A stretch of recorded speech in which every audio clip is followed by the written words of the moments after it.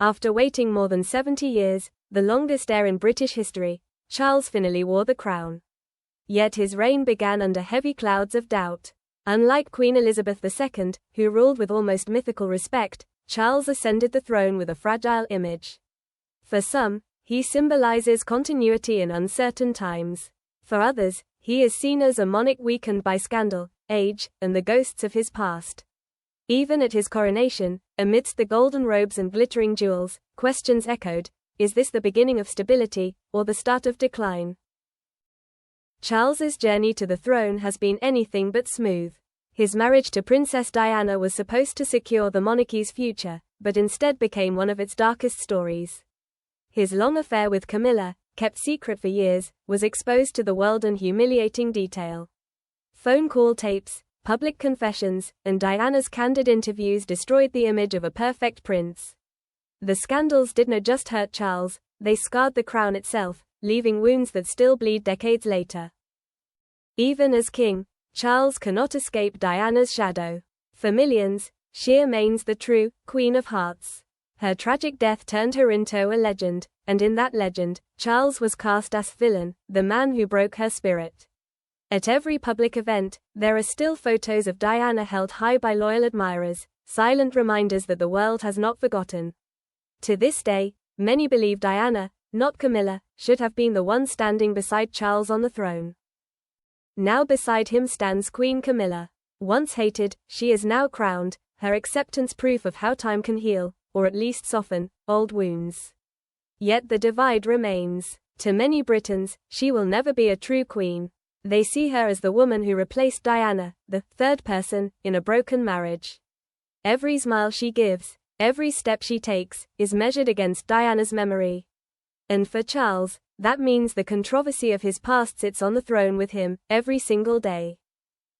But scandals are not Charles's only enemy. Time itself has become his greatest foe. At 74, Charles is the oldest monarch ever to begin his reign. He has already shown signs of frailty, stiff movements, tired expressions, whispers of health problems. Rumors of cancer and other illnesses spread like wildfire, fueling speculation that his reign may not last long. The crown he waited his whole life to wear now rests on aging shoulders that may not carry it for long. Beyond his personal weaknesses lies an even greater challenge: public trust.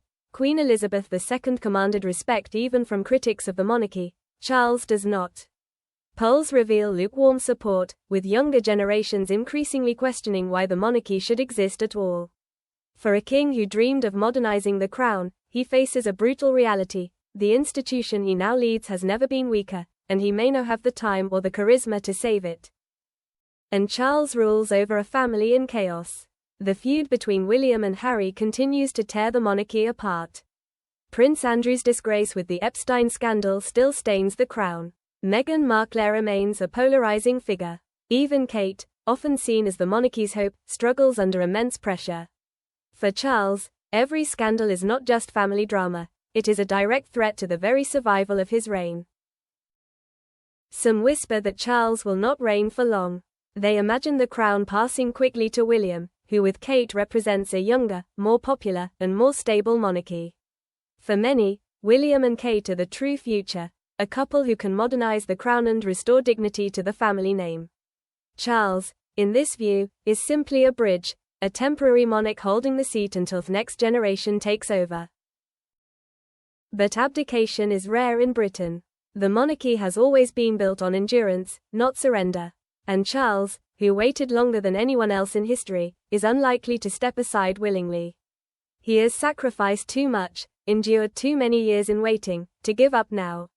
Even if his reign is fragile, even if it lasts only a few short years, he is determined to be king, to leave his mark, however small, on history.